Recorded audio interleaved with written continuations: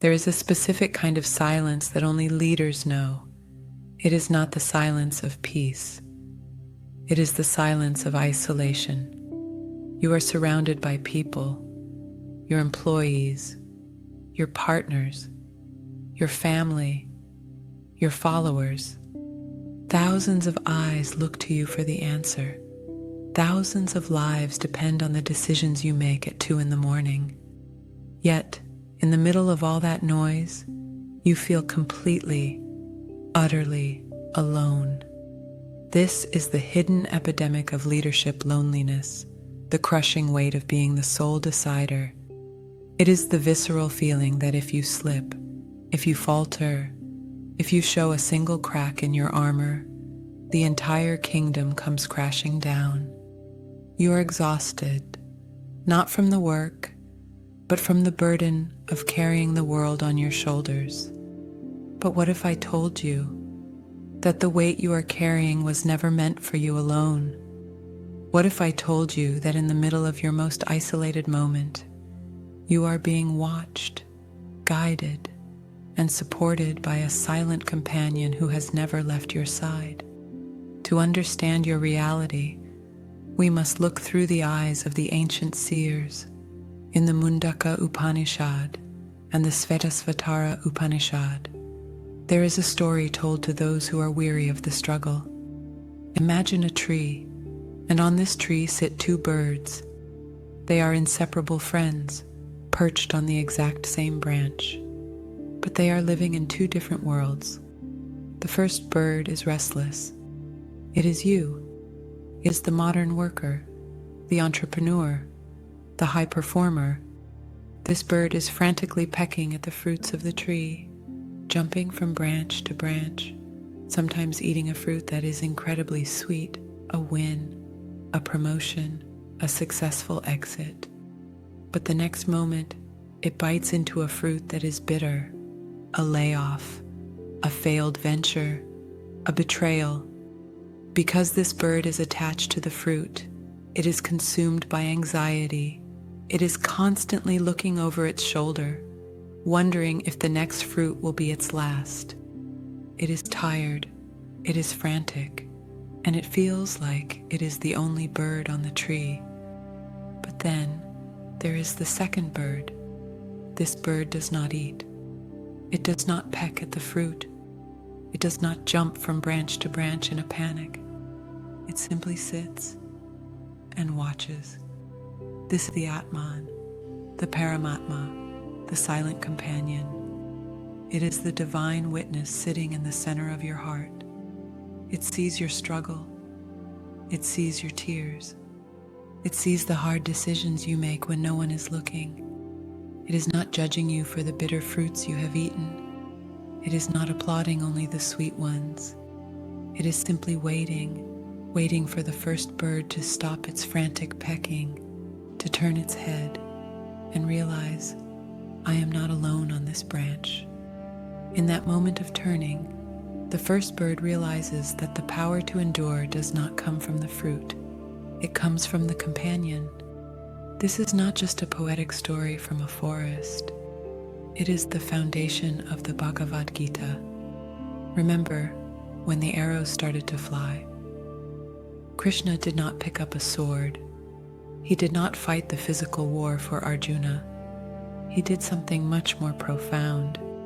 He drove the chariot. He was the co-pilot in the middle of the carnage. He was the one holding the reins when Arjuna's hands were shaking too hard to hold his bow. In the 18th chapter, verse 61, Krishna reveals the technical secret behind your existence. Ishvara sarva bhutanam hrid deshe Arjuna tishtati brahmayan sarva bhutani yantra rudani mayaya.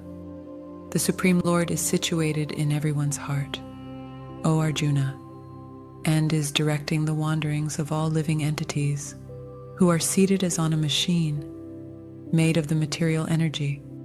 Do you hear that? He is situated in your heart right now. As you listen to this, you think you are the sole driver of your life. You think your intellect is the only thing keeping your business or your family afloat. But Krishna says you are seated on a machine, and He is the one directing the wanderings. You are never the sole driver.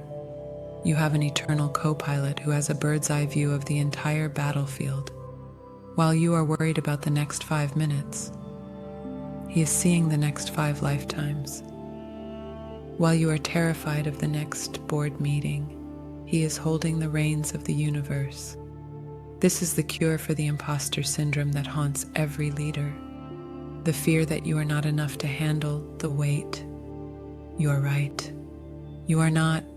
No human ego is designed to carry the weight of the world. But you are not just a human ego. You are a partnership. When you realize the silent companion is there, your psychological posture changes.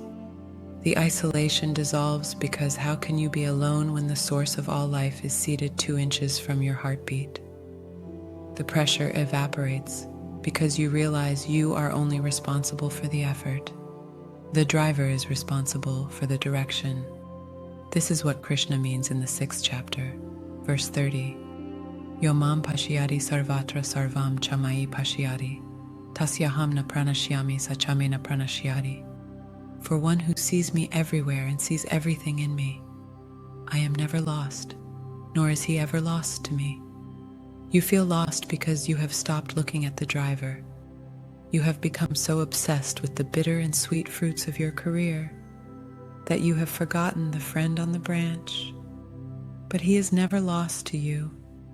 He is simply waiting for you to consult him. So, how do we act on this? How do we move this from a nice idea into a high-performance tool? Before you walk into your next stressful meeting, before you sign that high-stakes contract, before you have that difficult conversation, I want you to perform a simple consultation. First, close your eyes and take a deep breath. Feel the machine of your body, the weight of your skin. Then, move your attention to your heart center. Do not look for a god in the sky. Look for the bird on the branch. Silently say to the driver, I have brought the chariot this far, but the terrain is getting rough. I am handing you the reins. Speak through my voice, see through my eyes, act through my hands. Then, open your eyes and walk into the room, not as a lone soldier, but as a vessel for the divine. Notice how the fear of failing disappears, because you are no longer the one trying to control the fruit. You are simply the warrior, and the driver has the wheel. Leadership loneliness ends the moment you realize that the crown you wear is being held up by the hands of the divine. You are not alone in your struggle. You are not alone in your grief. And you are certainly not alone on the battlefield. Krishna is with you, in the silence, in the chaos, and in the heart. If this message helped you feel the weight lift today, join our ranks. Subscribe to the inner battlefield, so you never have to fight in the dark again.